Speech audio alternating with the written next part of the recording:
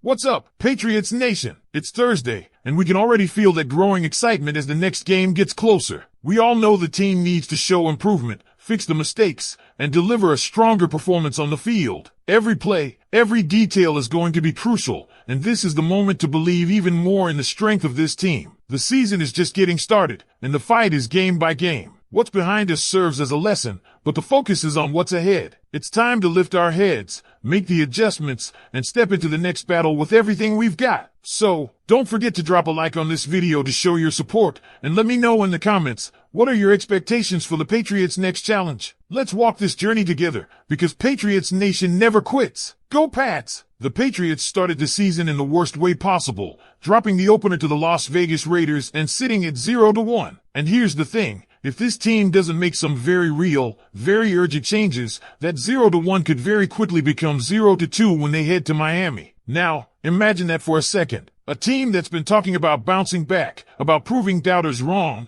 suddenly staring at a hole to start the season. That's not just a bad start. It's a message to the rest of the league that New England hasn't figured out who they are yet. And that's exactly why today's breakdown matters. Because if the Patriots don't adapt, if they don't correct course immediately, the conversation in this fan base could turn a whole lot darker than it already is. Let's start with the most glaring issue, the running game, or better yet, the lack of one. Against the Raiders, the Patriots ran the ball just twice in the second half. Twice! Maye dropped back 29 times while the run game was completely abandoned. That's not strategy, that's surrender. And the Raiders noticed. They didn't even bother preparing for a ground attack because there was none. They dropped back into coverage, suffocated every passing lane, and left Maye standing in the pocket with no one open, no one creating space. Sure, he had time to throw, but what does time matter if no receiver is shaking loose? The blame doesn't sit on Maye alone. Rhamondre Stevenson had an ugly stat line, 7 carries for 15 yards, averaging just 2.1 yards per attempt. That's far from the 1,000-yard back we remember from 2022. Trayvon Henderson at least offered flashes,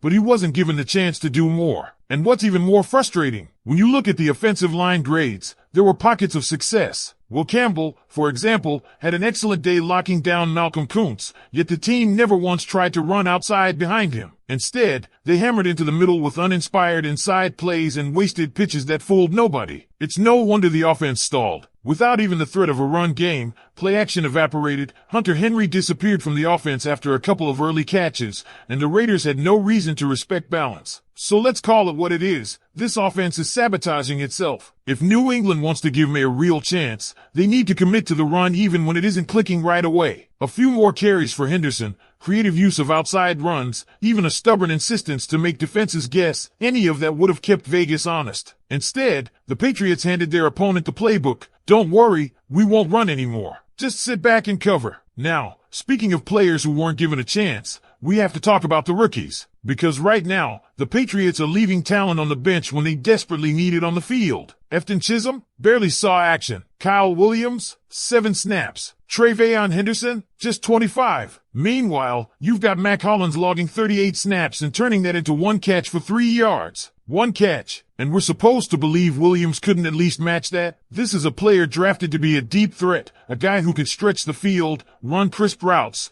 and test the defense vertically. Yet he's watching from the sidelines while the offense gasps for air. It makes no sense. Even Pop Douglas had a nightmare of a game, 2 catches for -2 yards despite being targeted 7 times. Think about that, negative production. He had 1 touchdown, yes, but the rest of his night was a disaster of drops and missed opportunities. And here's where the frustration grows. If Pop can't get separation against the Dolphins' depleted secondary this week, why not unleash Chisholm? The preseason showed what he's capable of. At this point, what does New England have to lose by letting him prove it on Sunday? And while we're on roster decisions, the Patriots are already haunted by a couple of baffling moves. Cole Strange, gone, now with Miami. Jabril Peppers, cut, now in Pittsburgh. And who do the Patriots play in the next 2 weeks? Miami and Pittsburgh. Sometimes the NFL feels like it has a cruel sense of humor. But roster politics aside, there's another massive adjustment that must be made if New England hopes to contain the Dolphins, the defensive approach. Last week, the Patriots blitzed like maniacs, 3rd highest blitz rate in the league at 43.6%. And sure, it created pressure. Harold Landry was a monster with 2.5 sacks and 7 pressures. Milton Williams wreaked havoc from the interior. The pressure was there. But you know what else was there? Geno Smith lighting up the defense for 360 yards. Because constant blitzing also meant exposing the secondary again and again. Now, think about what happens if that same hyper-aggressive strategy is rolled out against Miami. Tua Tagovailoa might not have looked sharp against the Colts, 27 dropbacks, 1 touchdown, 2 interceptions,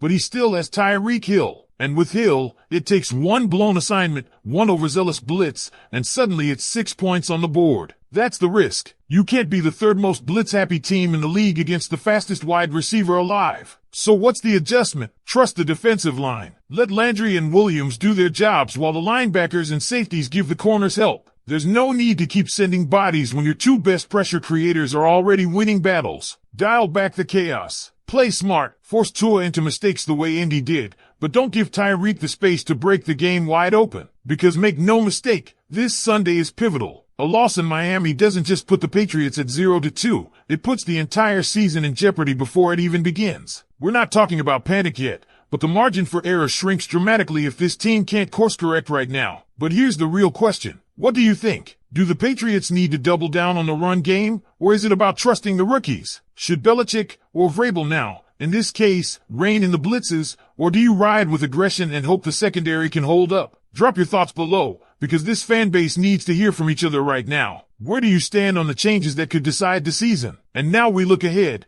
because Sunday in Miami isn't just another game on the schedule, it feels like a fork in the road for the Patriots' entire season. One path leads to redemption, to a 1-1 record that gives this team breathing room, confidence, and proof that they can respond after getting punched in the mouth. The other, a crushing 0-2 start that raises every question about the direction of this roster, the decision-making of the coaching staff, and whether or not New England is truly ready to compete in 2025. The stakes couldn't be clearer. So let's break down what needs to happen against the Dolphins. Offensively, it starts with balance. We just talked about how abandoning the run in Week 1 killed the Patriots, and against Miami, that mistake would be even more devastating. Why? Because the Dolphins' secondary is wounded. They've lost depth, they've lost confidence, and they're vulnerable to getting picked apart. But here's the catch. If you don't run the football, if you don't at least make them respect the threat of a ground game, then Tua's defense can sit back, clog every passing lane, and make life miserable for Drake Maye. And let's be honest, Drake Maye needs help. The rookie quarterback showed poise under pressure, but he's still learning. You cannot ask him to throw 40-plus times and expect perfection, especially on the road in Miami Heat with an aggressive defense that thrives on momentum swings. The Patriots need to lean on Stevenson and Henderson early, even if the yardage isn't there right away. A 4-yard gain here, a 5-yard push there. It's about rhythm, it's about setting up play action, and it's about giving Maye the chance to exploit Miami's shaky secondary. Speaking of which, this is where Kyle Williams comes in. Enough with 7 snaps. Enough with holding back what could be the very spark this offense needs. Miami can be beaten deep. That's their weakness. And Kyle Williams is tailor-made to take the top off a defense. If he's left watching from the sideline again while Hollins drags out empty reps, then we'll know this coaching staff is more worried about comfort than about winning. Patriots fans, you know it as well as I do. This game is screaming for a rookie breakout, and Williams might be that guy. Now let's talk about defense, because this matchup is where it gets truly dangerous. Everyone knows the name Tyreek Hill. He is the nightmare waiting to happen,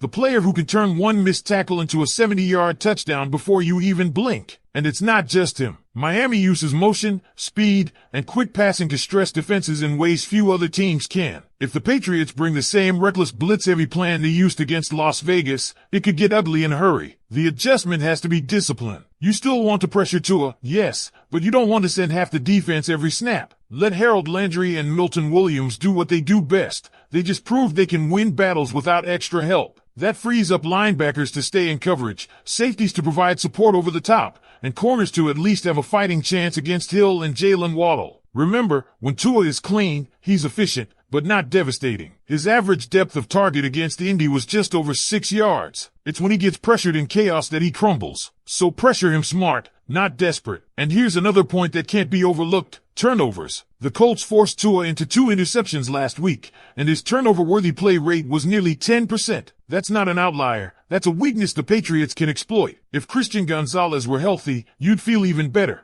But even without him, this defense has the tools. It's about disguising looks, forcing Tua to hesitate, and then capitalizing when he makes the inevitable mistake. But to do that, the Patriots need composure. No backbreaking penalties, no missed assignments, no mental lapses that gift Miami momentum. This is a team that feeds off energy, off rhythm, off big plays that light up the crowd. Take that away, and suddenly they look human. So, what does all this mean? It means that Sunday is going to tell us everything we need to know about this Patriots team. Are they willing to trust their young talent? Are they capable of making adjustments instead of repeating the same mistakes? Do they have the mental toughness to walk into Miami, into the heat, into the noise, and punch back after a week 1 embarrassment? Because if they do, this game could be the turning point. A win against the Dolphins on the road silences the doubters, steadies the season, and proves that New England isn't just drifting, they're fighting. But if they don't, if they fall flat again, 0-2 will feel like a mountain instead of a stumble. And now I want to hear from you. What do you think is the single biggest key to beating Miami? Is it feeding the running backs? Or is it finally unleashing Kyle Williams? Should the defense scale back the blitz, or double down and trust they can get to Tua before Hill gets loose? Drop your thoughts in the comments, because Patriots Nation needs every voice right now. This isn't just another game, it's a test of who we are and where we're headed. And here's the reality, this isn't just about week 2 against the Dolphins. It's about setting the tone for the rest of the season. Think about what's coming after Miami. You've got Pittsburgh on deck, another physical opponent, another team that thrives on exploiting mistakes. You can't limp into that matchup